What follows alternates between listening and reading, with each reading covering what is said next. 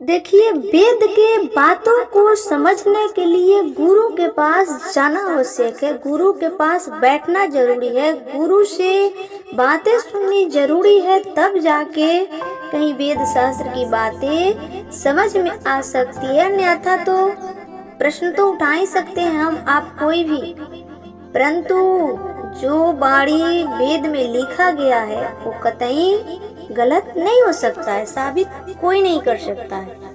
अपने मुंह से तो हम आपको भी गलत कह सकते हैं, आप हमें भी गलत कह सकते हैं, परंतु वेद की बात कोई गलत नहीं है और उसको समझना है तो गुरु के पास, अपने से पढ़े लिखे विद्वानों के पास बैठिएगा, तब जाके वो समझ में आएगा, अन्यथा ऐसे नहीं। राम जी को मतलब कैकेयी माँ को मंथरा ने क्यों सिखाया और मंथरा के जिह्वा पर ही माँ सरस्वती का वास क्यों दिया गया। आज खुलकर जानिए इस बारे में कि सरस्वती माँ का वास मंथरा के जिह्वा पर क्यों दिया गया। अयोध्या में तो बहुत सारे लोग थे, उनके जिह्वा पर क्यों नहीं गई माँ सरस्वती। देखिए, जब भगवान राम का राज अभिषेक होना शुरू हुआ, सारे देवताओं में खलबली मच गई। क्यों? क्योंकि वो समझ रहे कि भगवान आए थे राक्षसों को वध करने के लिए, तो रावण ज्यों के त्यों रह जाएगा और हम लोग का तो शांति मिलेगा नहीं। भगवान का जब राज अभिषेक हो जाएगा तो वन में क्यों जाएंगे, कहाँ जाएंगे। इसलिए सारे देवताओं को बेचैनी लग गई, उसमें सबसे ज्यादा इंद्र भगवान को लगी। तो मैं पहले एक प्रश्न का उत्तर देती हूँ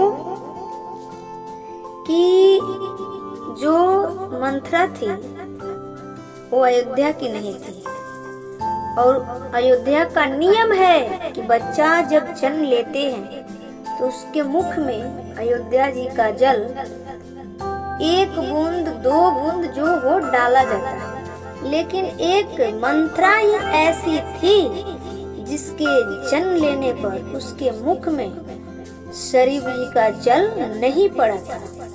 तो सरस्वती माँ ने आकर देखा तो एक बार लौट कर चली गई ब्रह्मा जी के पास, बोली कि मैं किसके जिह्वा पर जाऊं। राम के विपरीत बोलने के लिए कोई तैयार ही नहीं है। फिर ब्रह्मा जी बोले कि एक वही है मंथरा, तो इसलिए मंथरा के जिह्वा पर माँ सरस्वती को बैठाया गया। और दूसरी बात ये है कि सबसे ज्यादा बेचैनी इंद्र भगवान को हो गई कि भाई राज अभिषेक हो जाएगा तो कुंभकर्ण तो हमारा राज छीन लेगा, और छीन ही लेगा, पटक के उठा पटकेगा भी। इसलिए सबसे ज्यादा चिंतित हुए इंद्र भगवान। तो इंद्र भगवान चिंतित क्यों हुए? हम कहते हैं कि हमारा करनी है तो हमको ही भरना पड़ेगा। तो भगवान इंद्र भगवान के पास गए तो इंद्र भगवान बेचैन हुए। इंद्र भगवान ब्रह्मा जी के पास, ब्रह्मा जी के पास माँ सरस्वती थी तो देवता लोग सरस्वती से कहा। ब्रह्मा जी ने सरस्वती को भेजा, सरस्वती ने आई मंथरा के जिह्वा पर, और मंथरा ने बुद्धि लगाई कैकेयी से। तो कैकेयी का मति नर्वस हुआ और कैकेयी ने बिगाड़ी दशरथ जी को, तब जाके वनवास हुआ। तो एक बात यहाँ ध्यान देने योग्य है कि करनी किसका था? भगवान श्री राम का ही। करनी किसका था? भगवान श्री राम का ही। तो भरना किसका? वन कौन गए? भगवान श्री राम।